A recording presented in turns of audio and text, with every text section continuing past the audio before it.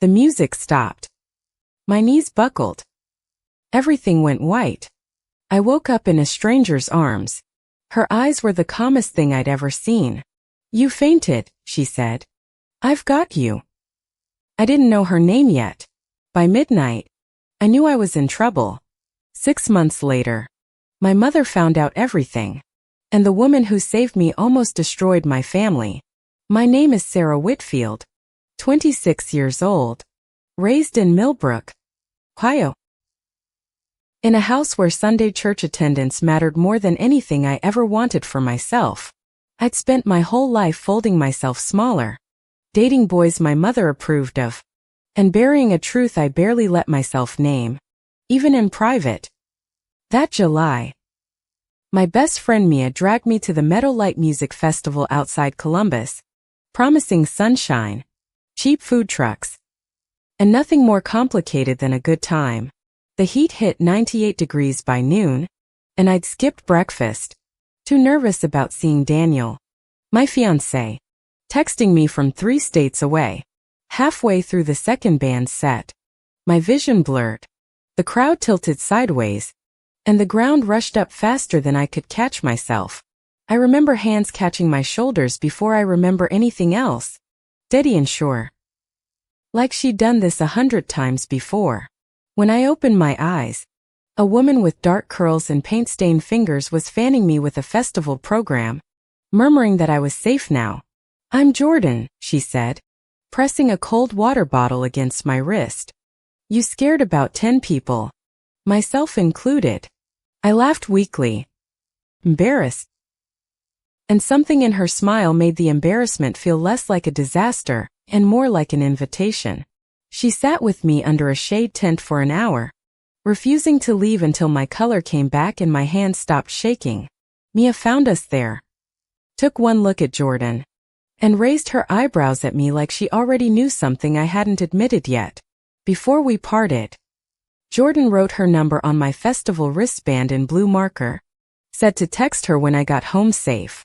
I stared at that wristband the entire drive back to Millbrook, tracing the numbers with my thumb like they might disappear if I blinked.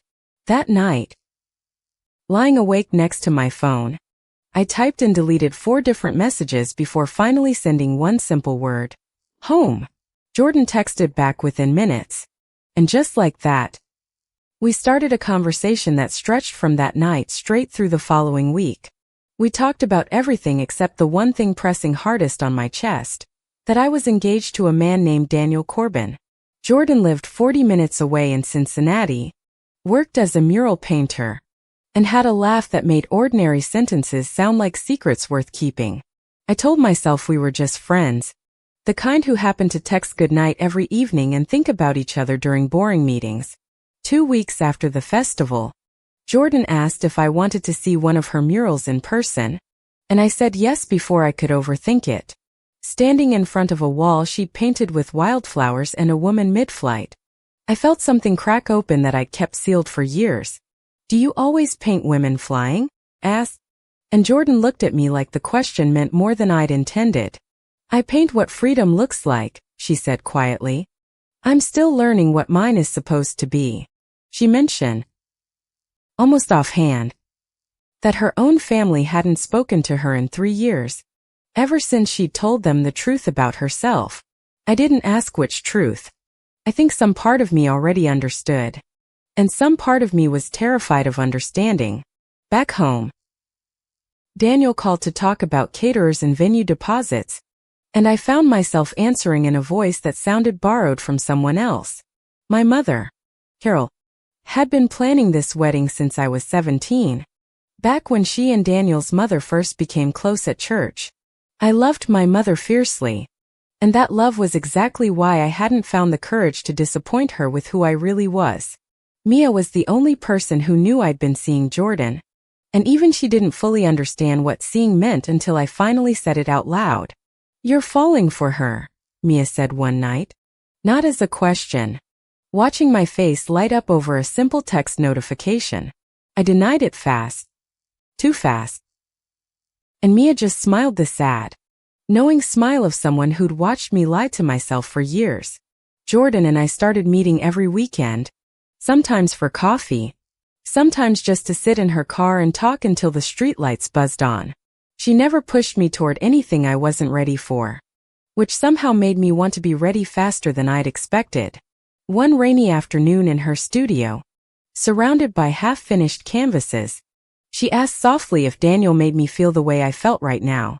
I couldn't answer her, because the honest answer would have unraveled every plan my family had stitched together for a decade. That night I sat in my car outside my parents' house for 40 minutes, unable to go inside, unable to explain even to myself why. I started noticing things about myself I'd spent years ignoring, how I dressed differently around Jordan, how my heart sped up before her name appeared on screen. Daniel noticed the distance too, though he mistook it for wedding stress, and kept apologizing for pressuring me about dates and guest lists. There was a gentleness to Daniel that made my guilt sharper, because he deserved someone who wanted him the way I wanted someone else entirely. In August, Jordan invited me to a gallery opening featuring her work, and I told my mother I was staying late at the office. Standing in that gallery, watching people admire paintings that clearly came from Jordan's most private wounds, I understood how much courage lived inside her. She introduced me to her friends simply as Sarah, no explanation needed, and for one evening I existed without a single label attached. Walking to our cars afterward, Jordan stopped under a street lamp and asked if she could kiss me, giving me every chance to say no. I said yes, and the kiss felt like the first true thing I'd done in years, terrifying and certain all at once. I cried in my car afterward, not from regret, but from the overwhelming weight of finally admitting what I'd buried since high school. Jordan texted that night, careful and kind, no pressure. Just tell me if this scares you more than it should. Did scare me, more than anything ever had, but not enough to make me want to stop what had already started. I began finding reasons to visit Cincinnati more often, telling my mother it was work training, telling Daniel it was me a kneading company. Every lie built a wall between the life I was supposed to want and the life quietly becoming the only one that felt real. Jordan never asked me to leave Daniel. She simply existed as proof that another kind of happiness was possible, if I ever let myself take it. One evening she showed me an old photo of herself at 16, stiff and smiling falsely at a family dinner, unrecognizable from the woman beside me now. That girl thought she'd rather die than be honest, Jordan said. I almost proved her right. Twice. I reached for her hand without thinking, and she let me hold it like it was something fragile and important both. By September, Daniel had booked the church. My mother had chosen the flowers, and I hadn't told a single one of them the truth. Mia warned me that secrets like this don't stay buried forever. That Millbrook was too small and too watchful for me to hide much longer. I promised her I'd figure it out soon, though privately I had no idea what figuring it out would actually cost me. Jordan and I spent a full weekend together in October. The first time I'd ever stayed somewhere overnight without inventing an elaborate excuse. We didn't do anything scandalous, just talked until 3 in the morning, wrapped in blankets, learning each other's fears like a second language. She told me about the shelter that took her in after her parents changed the locks, about rebuilding herself from almost nothing. I told her about the version of myself I performed at church every Sunday, smiling through hymns while quietly disappearing inside my own skin. You don't have to disappear anymore, she said, and I wanted so badly to believe her that it physically hurt. Driving home Sunday morning, I rehearsed 100 different ways to tell my mother the truth, and discarded every single one. Instead, I told Daniel I needed to postpone the wedding, blaming stress at work, watching guilt and relief fight for control of his face. He agreed without much argument, which struck me as strange, though I was too consumed by my own turmoil to question it. For the first time in years, I let myself imagine a future that didn't require pretending, and it felt like standing at the edge of something enormous. The postponement bought me time, but it also bought suspicion, and my mother started asking pointed questions about where I disappeared to on weekends. Carol had a talent for reading rooms, and mine, apparently, had started reading like a woman with something significant to hide. She cornered me in the kitchen one evening, arms crossed, asking outright if there was someone else keeping me from marrying Daniel. I lied. Badly. And she let the lie sit between us like a loaded question she wasn't finished asking yet. My father, Walter, said nothing during these exchanges, though I noticed him watching me with an expression I couldn't quite name. I worked as an underwriter at Corbin Family Insurance, the business my future in-laws owned, which meant my job and my engagement were tangled together tightly. Everyone at the office knew Daniel and I were engaged. Canceling would mean unraveling more than just a wedding. It would mean unraveling my livelihood too. Jordan understood the stakes better than anyone, having lost her own family and community the moment she told her truth out loud. I'm not asking you to blow up your life, she told me one night. I just need you to stop pretending with me. I promised her I wasn't pretending. Not with her. Though I still hadn't found the courage to stop pretending with everyone else. In November, my mother found a text from Jordan on my phone while I was showering, one that simply said, "Missed you today." She didn't confront me immediately. Instead, she went quiet in a way that frightened me far more than shouting ever could have. 2 days later, she sat me down with my father and asked, voice trembling, whether I was involved with that woman from the gallery. I couldn't lie to her face anymore. Not with my father sitting there, silent, waiting for an answer neither of them wanted to hear. Yes, I said finally, the word smaller and heavier than I'd ever imagined it could be. Her name is Jordan. My mother's face crumbled in a way I'll never forget. Grief and fury tangled together, as if I died and betrayed her simultaneously. What about Daniel?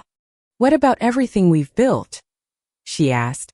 And I realized she meant the wedding, the business ties, the church standing.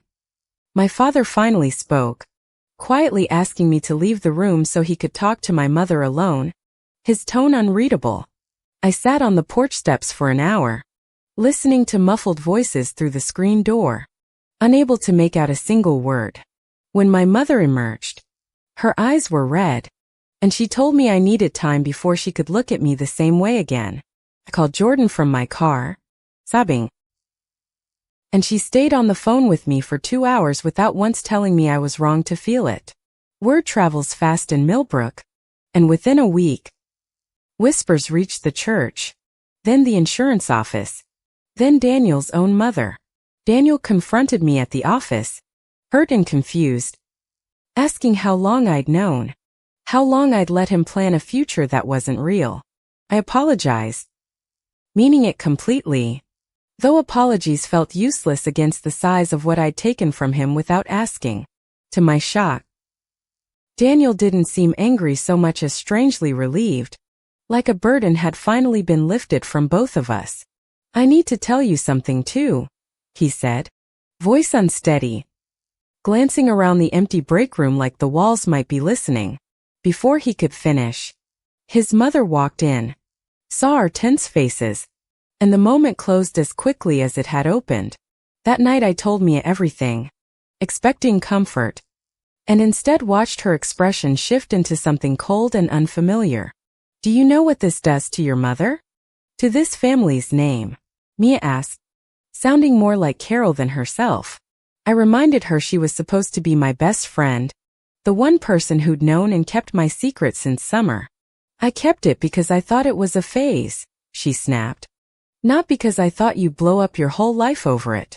Her words cut deeper than my mother's grief had. Because I trusted Mia with the rawest, most unfinished version of myself.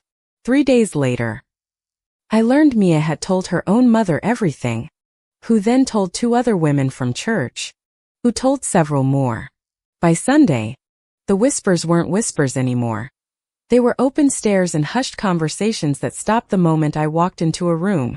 My manager at Corbin Family Insurance called me into his office, citing client concerns about my personal life affecting the company's reputation. I understood, without him saying it directly, that my job was tied to Daniel's family goodwill, and that goodwill was rapidly evaporating. Jordan offered to meet my parents formally, hoping a real conversation might soften what gossip had already hardened into judgment. My mother refused outright, saying she wasn't ready to sit across from the reason her daughter had upended everything she'd built. I begged her to at least try, reminding her that Jordan was a person, not a diagnosis, not a phase, not a scandal. She left the room without answering, and my father followed her, casting one glance back at me that I couldn't decipher. That week, someone spray-painted a slur across the side of Jordan's studio, and she called me at midnight, trying hard not to sound afraid.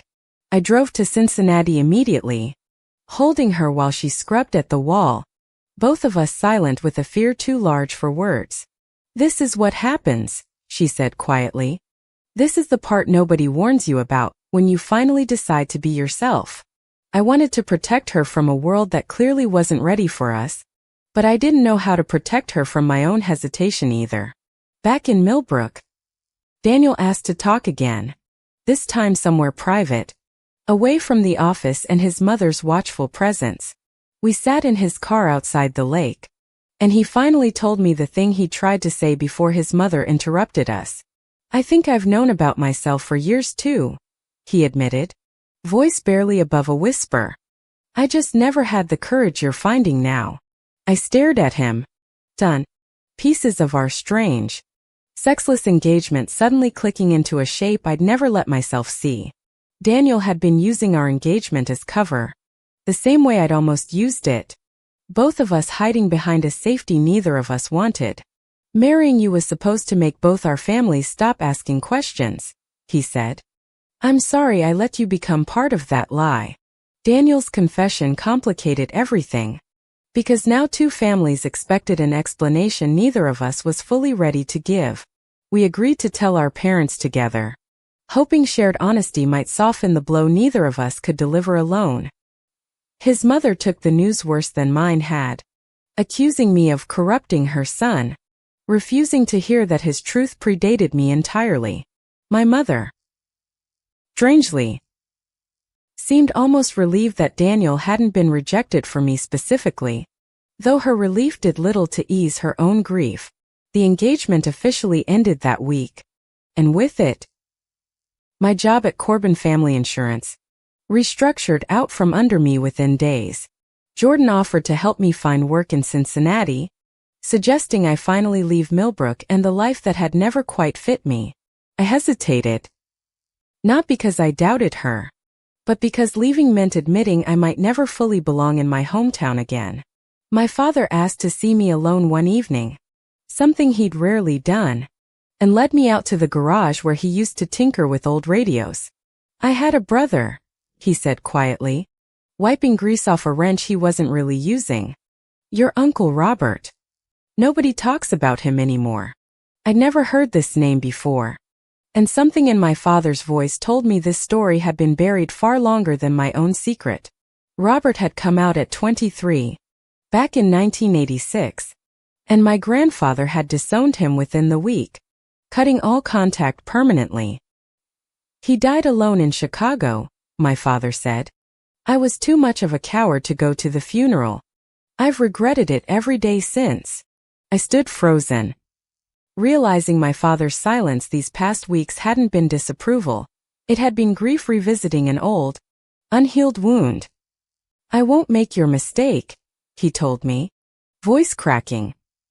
"I don't fully understand it, Sarah. But I refused to lose you the way I lost him." It was the first real comfort I'd received since the truth came out, and I cried harder than I had in months. My mother, however, remained distant, attending church without me, deflecting questions from friends with practiced, painful vagueness about family matters. I moved out of my parents' house in December, renting a small apartment closer to Cincinnati, closer to Jordan, closer to a version of myself I liked better. Jordan and I grew steadier during those weeks, though the outside pressure never fully disappeared, just shifted shape into something quieter but persistent. One afternoon, An older woman approached Jordan at a coffee shop, staring for a long, uncomfortable moment before asking if her mother's name was Renata. Jordan went pale, admitting yes. And the woman introduced herself as Carol's old college roommate, someone who'd known Jordan's mother decades earlier. It turned out Jordan's mother and my own mother had briefly been friends in their 20s, before Renata moved away and lost touch entirely. The revelation shook Jordan more than she let on. She hadn't spoken to her mother in 3 years. Not since being disowned at 19. Small world, she said bitterly. Or maybe just a small country. When it comes to people like us finding each other. I asked if she wanted to reach out to Renata, use this strange coincidence as a bridge. But Jordan wasn't ready. And I didn't push. Meanwhile, my mother started attending a grief support group at church, ostensibly for a friend's loss, though I suspected it addressed something closer to home. She began texting me small, careful things, a recipe, a photo of our old dog. Nothing about Jordan, but nothing angry either.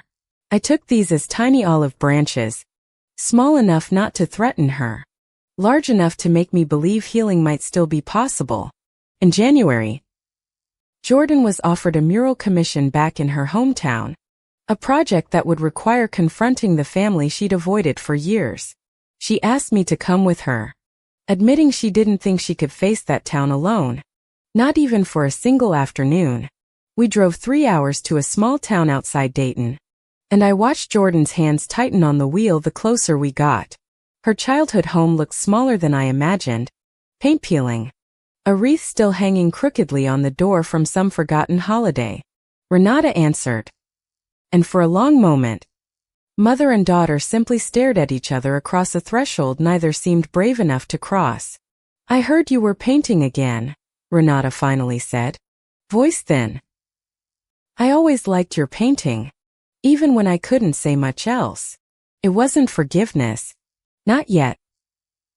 But it was a door left open instead of slammed, and Jordan gripped my hand hard the entire walk back to the car. On the drive home, she cried quietly. Relief and grief tangled together, and I understood how much courage that single doorway had cost her. Back in Cincinnati, I finally found work at a small nonprofit supporting LGBTQ youth, a job that felt more honest than anything I'd done before. My mother learned about the new job through a mutual acquaintance, and her reaction surprised me. Not outrage, but quiet, uncertain curiosity. She asked, hesitantly, what the nonprofit actually did, and I explained. Watching her absorb information she'd have refused to hear months earlier. Slowly, painfully, she started asking more questions. Not about Jordan specifically, but about the kids I worked with, their families, their fears. In February, Daniel called to tell me he'd started seeing someone, a man named Peter, and thanked me, oddly, for giving him the courage to start. I was happy for him, genuinely. Surprised by how much lighter our shared history felt now that neither of us was hiding inside it. His mother, however, remained furious, blaming me publicly at church functions, insisting I'd planted ideas that destroyed her son's future. The gossip resurfaced with new intensity, and for a while, I couldn't walk through downtown Millbrook without feeling every eye tracked my movement. Jordan noticed how exhausted the scrutiny left me, and one night she gently asked if staying near Millbrook was really worth the cost. I didn't have an answer yet, torn between loving my hometown's familiarity and resenting how little space it had ever made for me. My mother invited me to dinner in March, alone. No father. No audience. Just the two of us at the kitchen table for the first time in months. She asked if I loved Jordan, really loved her. Not just like the idea of rebellion. And I told her the truest thing I knew. I love her the way you love Dad, I said. Ordinary, steady, and completely mine to choose.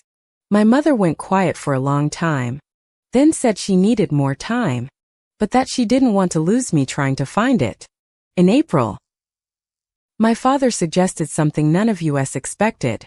A small memorial for Robert, decades overdue, held quietly in our backyard among the dogwood trees. My mother resisted at first, worried what the neighbors might think. But my father insisted some debts couldn't wait for approval anymore. We invited a handful of relatives, plus Jordan, plus Renata, who drove down unexpectedly, still tentative but present in a way that mattered enormously. Standing beneath the dogwoods, my father read a short letter he'd written to his brother, 3 decades late, voice breaking on every other line. I should have gone to your funeral, he said. I'm going now. In the only way I know how. By not making the same mistake twice. My mother stood beside him, crying silently. And for the first time since everything unraveled, she reached over and took my hand without hesitation. After the ceremony, she pulled me aside and asked, quietly, if she could meet Jordan properly, not as a scandal, but as a person. I called Jordan immediately, my hands shaking, and she agreed to come the following weekend, nervous but hopeful in equal measure. That Sunday dinner was awkward and stilted at first, my mother asking careful, overly formal questions about Jordan's murals and her studio. Slowly, though, the conversation softened, and by dessert, my mother was genuinely laughing at one of Jordan's stories about a disastrous gallery opening. My father shook Jordan's hand at the door and told her, gruffly, that she'd better take good care of his daughter from now on. It wasn't a perfect reconciliation, but watching my parents extend even imperfect warmth toward Jordan felt like witnessing an entire mountain shift slightly. Word of the dinner spread through Millbrook faster than the gossip ever had, and reactions split sharply between quiet support and renewed disapproval. Daniel's mother continued her campaign against me at church, until one Sunday the pastor, unexpectedly, asked her to let the matter rest. Judgment isn't the job I signed up to do, he told the congregation, and I suspect it isn't yours either. Some families left the church over his comments. Others, including a few I never expected, quietly reached out to tell me they supported me. Mia texted in May, asking to meet, admitting she'd handled everything badly and missed the friendship she'd nearly destroyed out of fear and habit. We met at a diner, both nervous, and she apologized without excuses, admitting her own discomfort had mattered more to her than my happiness. I forgave her. Not instantly, but honestly, understanding that people can fail you badly and still be worth the effort of rebuilding trust. In June, the local library asked Jordan to paint a mural in the children's section, the first public commission Millbrook had ever offered her. She accepted, nervous about painting somewhere so visible in a town that had once spray-painted slurs across her studio walls in Cincinnati. On unveiling day, half the town showed up, some out of curiosity, some out of genuine support, filling the small library lawn completely. The mural showed a young girl staring up at a wide-open sky full of birds mid-flight, wings outstretched toward something just beyond the frame. My mother stood in the front row, and when reporters from the local paper asked her opinion, she said simply, "I'm proud of both of them." I hadn't expected to cry at a library unveiling, but hearing her say that, publicly, unraveled something I'd been holding tight for a year. That evening, Jordan took my hand in front of the crowd, no longer hiding, no longer calculating who might be watching or judging. I used to think freedom meant leaving everything behind, she said. Now I think it just means finally being seen, standing right where you are. A month later, Jordan asked me to move in with her permanently. No more separate apartments, no more careful, deniable arrangements between two cities. I said yes without a second of hesitation, packing boxes with a lightness I hadn't felt since long before that festival in July. My mother helped me pack, folding sweaters with the same careful hands that once folded wedding invitations for a marriage that was never truly mine. "I always pictured a wedding for you," she admitted, taping a box shut. I suppose I just need to picture a different one now. I asked if that meant what I thought it meant, and she smiled, tired but genuine, and told me not to rush an old woman's heart. Jordan proposed in September, in front of her own mural, kneeling beside the painted girl reaching toward that wide, unfinished sky. She didn't have a ring yet, just a paintbrush and a promise, saying she wanted to build our life the same way she built everything else. Deliberately and honestly, I said yes. Laughing and crying at once, surrounded by wildflowers she planted specifically for this moment months before I ever suspected it. My parents attended the small engagement gathering afterward, along with Renata, Mia, and even Daniel, who brought Peter as his very public, very happy date. Looking around that backyard, filled with people who'd once doubted or rejected pieces of who I was, I finally understood what my father meant by not repeating old mistakes. We were married the following spring under the same dogwood trees where my father had finally said goodbye to his brother. 3 decades too late, but not too late for me. I used to think love had to be hidden to be safe. Now I know it only becomes real the moment you're brave enough to let it be seen. Fendi.